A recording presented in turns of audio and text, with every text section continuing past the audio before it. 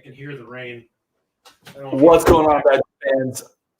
We got a big commitment to talk about. Justin got up in the middle of me hitting the live button as per tradition. But we got a big to talk about.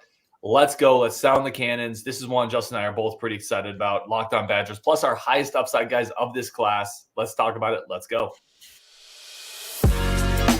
You are Locked On Badgers, your daily podcast on the Wisconsin Badgers. Part of the Locked On Podcast Network, your team every day.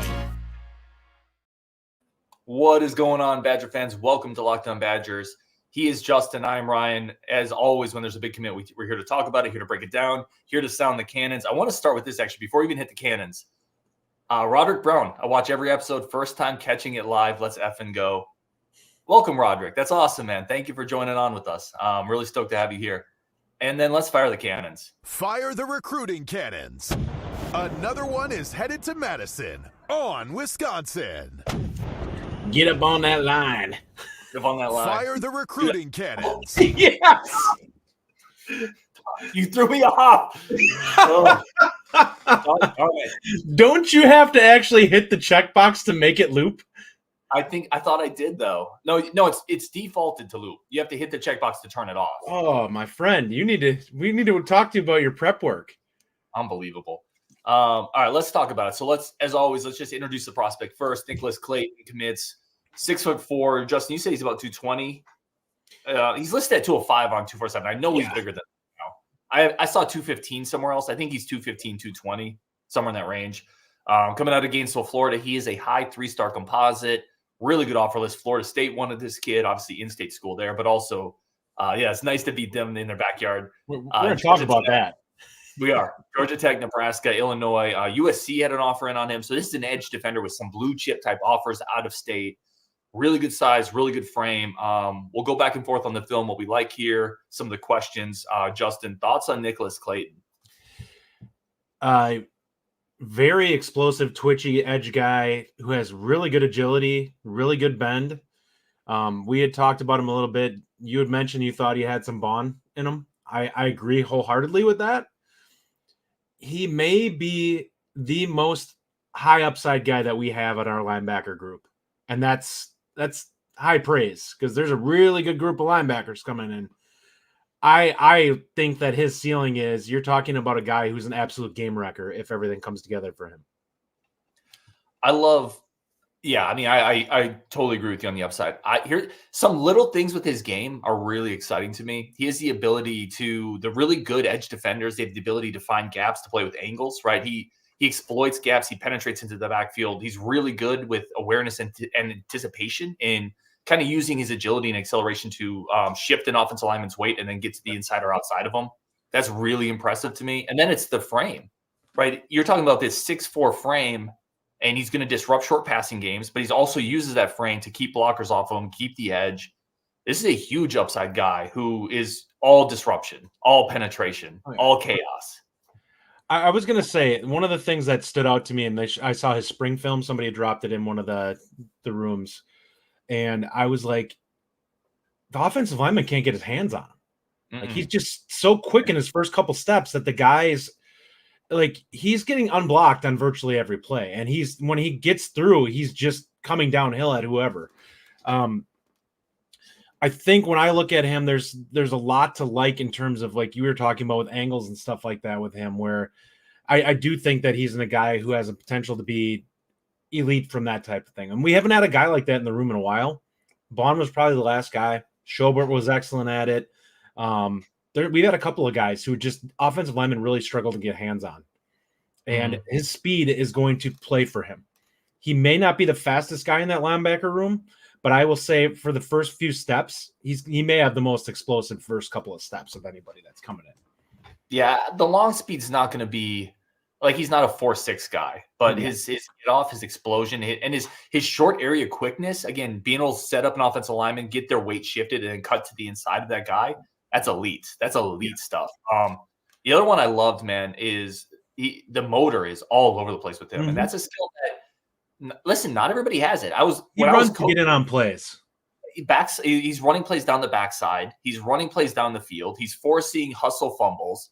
When I was coaching basketball for a little bit of time, I was doing it. I went to a clinic once. I've said this story before, but it's worth repeating. A coach there said, listen, to the players, he said this to the players, I can either coach your effort or coach your technique. I can't do both. This is a player, when you watch film, you're not coaching effort with him. He's 100 miles an hour. He's like Posa in that regard, just all over the field. And he's got the athleticism paired with that motor to make the type of plays that most normal linebackers, most normal edge guys just can't make. And we talked about a little bit with I've had quite a few people talk about him and Jaden Woods, who I'd rather have. And I think that that's one of the things that I look at Clayton, and I this is why I think you agree with me to an extent. He does have more upside, even though like you said, Woods is a safer guy. You can drop Clayton. Like, he'll be able to drop into coverage. You probably don't want him doing it exclusively, but he's a guy that absolutely has the agility to come drop in space here and there and cut off angles. And that's something that I don't feel super confident with Woods or Leteju. I just don't know if those two guys are going to be able to do that in space well, because I just don't know how quick their feet are going to be when they get put into a kind of a bind against a receiver. This guy can do that. Yeah. He's not on the same level as Ains or Posa, but he absolutely can. If you need him to drop off and throw off an offense where they're not expecting him to drop off, he can do that. Yeah, I think that's a great point. They're different type of players. Zach Bart says with very much doesn't take Jaden Woods. I think you take them both because they're different types of players, and Justin alluded to that. Woods is going to be more of that guy you're not dropping him like Justin said, but I think he's going to be stronger at the point of attack. He's going to be better against the run. Physical. This is more of a versatile player. You're going to be able to do a lot of different things with him. I just love, again, we talk about it all the time, and this staff is freaking killing it. And as a Badger fan, like, sometimes we get in the habit of reporting the news and talking about this all the time, and we lose some of the excitement of it. This is a huge freaking get. Like, you went into Florida and he is a 4-star talent. Yes. And Florida State wanted him. Let's get into that. Like, this is the guy Florida State wanted, despite what some of their fan base is going to try to tell you. They absolutely, despite what their coaching staff is going to try to tell us. Yeah. He was a take until yesterday. What happened yesterday? Oh, I don't know. He decided on the Badgers, and suddenly he's not a take anymore. Yeah. Yeah. To me, it screams like, here's, and I want to litigate this a little bit because people are going to sit there and try to push back on it. My view is this. We've heard things saying that, well, their staff feels really good about where they stand with a couple of guys. Number one, you don't tell a guy that was a take that he's no longer a take because of where you stand with other guys. You do it because you have silence or whatever from them. So if that ends up coming out down the road that they got a couple of silence, so be it. But you're not going to be like, well, we might lead for this guy right now, knowing that could completely change, headed into the next couple months here. If they haven't given you a commitment, coaching staffs can't bank on that, at least not reputable ones. You never just sit there and be like, well, we're in a really good spot here. So we won't take this other guy that we like. Like, that'd be nuts. No, I agree. This is a big time get from an area that it's hard to get these type of edge defenders out of that area with the offers that he had for a school like Wisconsin in our geographical profile and the history there. This is a big get. This is another huge win. And we continue to look at this staff. The people they get on official visits, you're never going to bat 1,000%, right? But if this staff gets people on an OV, they have a puncher's chance to land every single dude, period. Well, let's just look at the offer sheets too. Like, it's incredible. If you go down the list of people that we have right now, the type of offers that they have. Like, even I know you're not as high on Miller as I am. He's got an incredible offer list. He's got Bama. He's got Michigan. He's got Penn State. He's got like all these different top-level teams that have offered him. That's not what we had in the past, especially not at wide receiver or in this case on edge guys. We've had a couple like Peterson and them who got token Bama offers, but never really felt like they were truly being pushed necessarily. I feel like this is one, like, how many of those guys took officials to any of those spots? They didn't. Well, we have people that are taking officials now to big time schools. And we're going to find out hopefully another one with Hardy Watts coming up here too. Maybe if the staff can close that one yet. That'd be crazy. And that's 2 years in a row. Right, you look at last year's running back groups; those guys had late offers from Bama. You look at Xavier Lucas with Miami offers. That's 2 years in a row, among other people in last year's class, where the staff has won big-time recruiting battles, which you have to do. All right, we're going to take a quick break here. Chad Pater says Wisconsin staff is killing it. Zach Bart said the staff flat out won this recruitment and gave FSU the finger. So they're desperately trying to save face. Greg Linscomb, great recruiting class. Now it's time to pull up the spatulas to keep other teams from flipping our guys. You do have to hang on to people, and that is never guaranteed in recruiting. But based on how this one sounds like it played out, I don't think he's going anywhere. I don't think it's going to be to FSU at least. He says, get them in the Brady Collins lab. I agree. All right, we're going to take a quick break for our friends of the show over at eBay Motors. We talk about this all the time. When Rajiv's on, we talk about he does not the type of guy who's going to turn a wrench probably. And when we have Justin on, we talk about, Justin might want to just shop from the comfort of his home and maybe not go talk to a bunch of people all the time. Not that Justin's not a people person. He's great with people, but maybe in moderation. Yeah. That's what eBay Motors is there for, whether you're the Rajivs of the world that they're not going to get their hands that dirty, or the Justins of the world who will do that, but maybe don't want to small talk with a lot of people. eBay Motors is there for you. The right parts, the right fit, the right prices. We've talked about it. Justin has a driver's license. He has a car. He's an adult. So maybe he's going to go over to eBay Motors. Over 122 million parts. eBay Guaranteed Fit is only available to U.S. customers. And also brought to you by our good friends over at Gametime. Justin, give me something that you're really looking forward to going to this upcoming year. Sports, theater, concert. I believe we're going to the Penn State game, Ryan. Gametime's our ticket there, right? Find the best prices, the best tickets over at Gametime. The three of us, we hope everybody else will join us there. And we're going to win that game. I'm already on record saying we're going to beat Penn State. I think this is the year we do it. I'm not scared about it. I'm not scared with that. We're beating them. We're going to be there because we have those tickets from Gametime, getting the best prices, the biggest inventory, flash deals. So we're going to get insane prices without a ton of logistical work. And we're going to get pictures of the seats before we sit down. Download the Gametime app today. Use code LOCKEDON for $20 off. Download the Gametime app. Use code LOCKEDON for $20 off. All right, Justin, you ready for the question I posed to you? I want to say one more thing about this before we jump on about Clayton, because I will say this. This is the type of guy you look at that if they put weight on him and he hits the ceiling, you're talking about a first-round draft pick.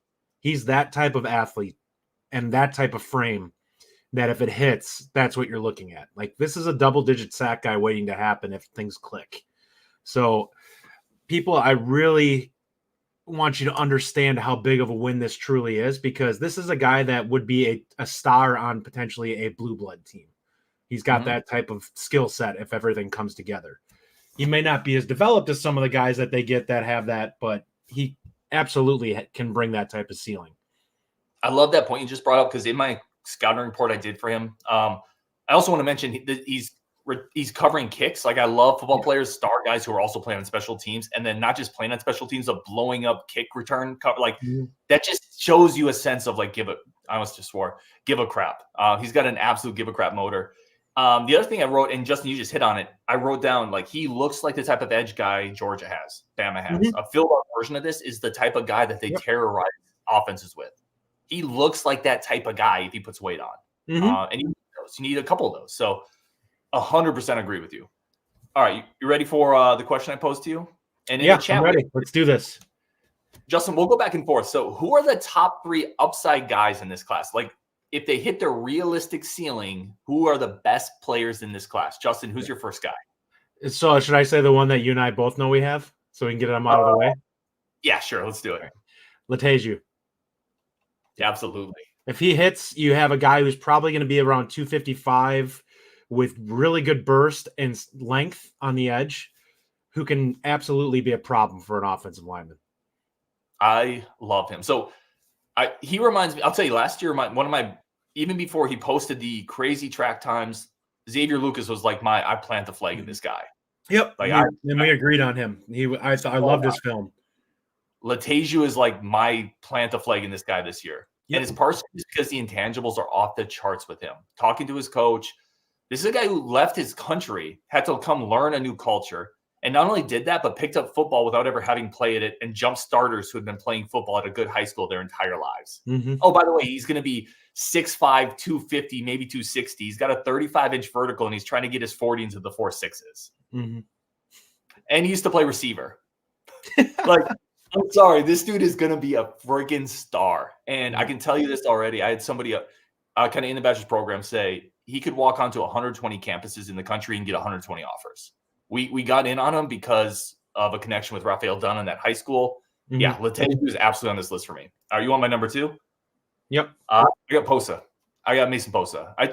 I just think the combination of motor, like motor, wrestling background, which means toughness, intangibles, just pure like effort and competition level you have to be a great wrestler. And you pair that with the athletic tools, the size, the versatility. I absolutely love everything about Mason Posa. I think he's already pretty dang good. And if he continues growing under Brady Collins, he puts another 15, 20 pounds on. I think he's one of the highest upside guys in this class. Yeah, I'm gonna go ahead and cheat here, and my second guy is gonna be Mandon Paynes. So no, you are limited to 3. You cannot combine people. Nope, I combine them. Yeah, Posa is gonna be a star. Like I feel so confident in that being a thing. Like he's got such a high floor already. The effort level is there. The athleticism is there. Like this is what I love about this linebacker group in general. But Brendan Haynes is like a slightly less refined version of him. Like they're very similar players and like what their ability level is and skill set. They both can be incredibly disruptive. They both are extremely versatile players that can absolutely be game wreckers in terms of like the versatility they provide. It's going to be really, really difficult to game plan for the two of them on the field. And the beauty of it is you could actually have them swap positions on a given play and have one slide into the middle and one slide down on the edge, and you're losing nothing. I love Haynes. He's not on my list, but I love Haynes. Just for the record, though, you're going Mason Posa. No, I mean, you say that. I made up my player. It was my way of cheating and getting 2 guys. I love it. Brian Honigan says, how does staff keep killing it? Proud to be a Badger fan. Timothy Palm, according to Ryan Justin, this class is 21 for 21 on NFL first rounders. Listen, I'm excited, but when we're talking ceiling, like, nobody's saying I'm not putting words in Justin's mouth. No, neither am I. He's not saying Clayton is a first round. He's saying if he hits his ceiling, he's got first round type of protection. And very few guys hit their ceiling. He could be a very good player and end up being a mid-round guy if it doesn't all click together. Or he could be a guy that ends up struggling with injuries or whatever and, maybe never quite getting there. The issue is with this team going forward, this staff is recruiting at a very high level.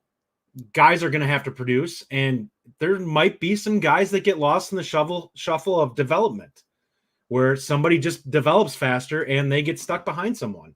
That's going to happen with some of these classes where guys just never see the light of day because they get jumped by recruits. And let's just point out too, the NFL, because the NBA draft is coming up and nobody on this show cares about the NBA, but I do, but we're not here to talk about it. But the point is there's 14 lottery picks. 8 of those guys aren't going to pan out, but it doesn't mean coming into the draft, they don't all have the potential to be really good NBA players. 7, 9 of these guys in these recruiting classes aren't going to pan out because we all know what potential is. Potential is unrealized talent that does not always become realized. Correct. But you look at the markers, the athletic markers, the offer markers, the frame, the upside, and I think it's really easy to get excited about a ton of guys in this class. But I mean, I do get maybe we are overhyping it a little bit, Tim. I feel like I think it's fair. The athletic markers there, and that's the thing. That's the bigger thing here. Like what everybody wants to see is guys that have first round upside in terms of athletic tools. The difference between what Wisconsin is bringing in and what a team like Alabama or Michigan or Ohio State is, these guys are far more raw. They have the raw athletic tools to get to that level, but it's a much longer road to get there. The guys that are going into Bama and Ohio State, those guys basically they're going to finishing school. Like they have the athletic tools. There's a certain level of refinement that they already have that puts them there. The body's probably pretty close to where it needs to be. And those guys are probably going to be first rounders unless things go really wrong for them in college. Wisconsin, the guys we're getting in are very much high upside guys, meaning they've got a lot of work to do, but if they hit where they can get to based off the athletic tools that are afforded to them, they can do some really special things. Yep, I agree. It needs more refinement, though, and we've talked about that. Like, you're not going to get the refined 5-star guy because those guys go to Bama and Georgia. You got to find the athletic guys. Who's your third guy on your upside list? Now you combined 2 already. My third guy's Clayton. I think he has a chance to be a really special edge defender with his quickness. You can just see some of the things that we've had in past Badger edge guys that he has. And if he can get the weight on, and if he can become a guy who refines himself a little bit, gets a couple of secondary moves, I think that he can be a Zach Bond. I think that he can be a TJ Watt type guy that's, a double-digit sack guy for us. He's actually the one I'm most confident in from a pass rush standpoint, being able to hit high sack totals. I love it. I love Clayton. I'm going Nolan Davenport, actually, for my third. Okay. Which I wouldn't have done a couple weeks ago. I've going back, watch more film, and that was based on a couple people telling me, like Brian Smith was one of them, and a couple of people actually said, you got to go back and watch that film. Nolan Davenport is 6'6", 260. He's an 89 on 247, which was him fourth in our class. He's low in the composite, but that's basically because Rivals just slapped kind of a whatever. That's going to change. He's going to get to at least a 5'7", possibly a 5'8", and he's going to make him a composite 4-star. This makes him a composite 4-star. What I love about Davenport is you can see all the tight end movement skills, but I think he's going to end up at 6'6", 310, and you're going to have an elite athlete with reach, some physicality, some nastiness, and just the ability to move in space as a tackle, and then 310-pound body. For all the reasons I love Sexton, for all the reasons Sexton became a 4-star, for all the reasons Penn State took him, I think Davenport might be one of the most underranked guys in this class, and I think his upside is immense. I think he's an athletic left tackle upside guy. If he can put on the weight, which is the question, but I think that's why Rivals or 247 has him at an 89. I think they see that upside too.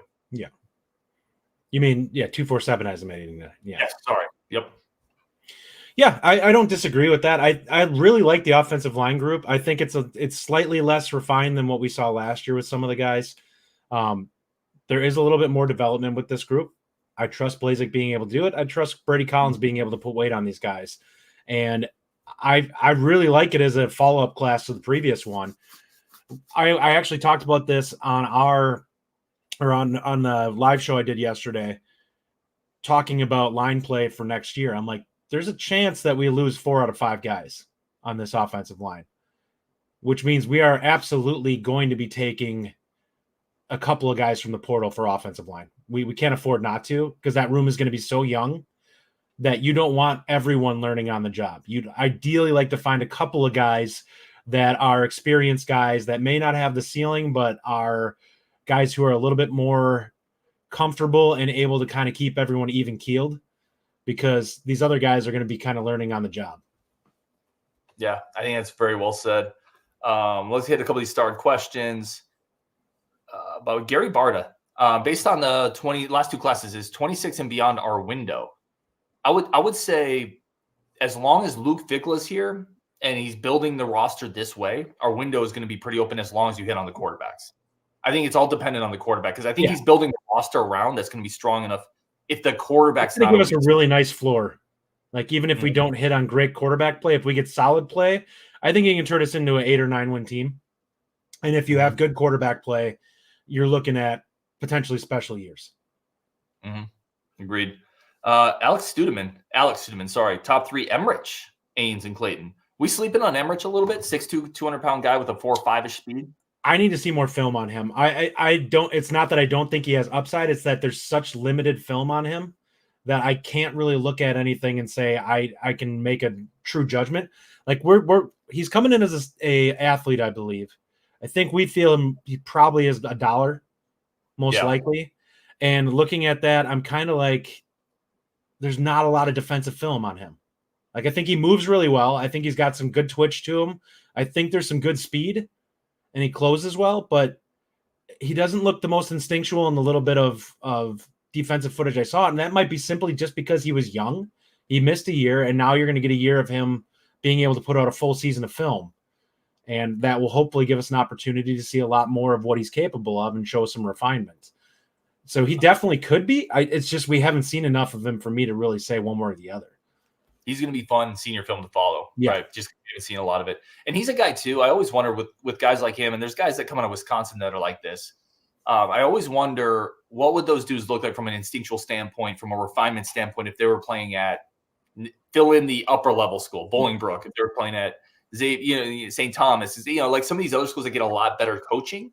Like, when you see someone who's not the most instinctual, it could also be a reflective of the coaching development of if they're in a smaller high school, that kind of stuff. I like the physical tools there. It's definitely possible that we're sleeping on them a little bit, but like Justin said, there's not a lot out there. So it's outside of the size and some of the measurables, it's hard to really go past that point with him. By the way, he is coming up on the show next week, so that would be a fun one. We can maybe. Well, tell him to get me some film. I'll tell him a little down on you. Needs some film, but that would be a good one. I'm not down on him. He's incomplete. Incomplete. I love it.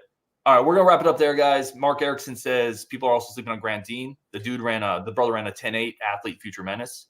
I think he's a good athlete. I think that he is, again, like Emmerich a little bit. He's not as refined as, like, we had Cody Haddad in the class earlier. Haddad was a step further in his development. The instincts were a little bit tighter.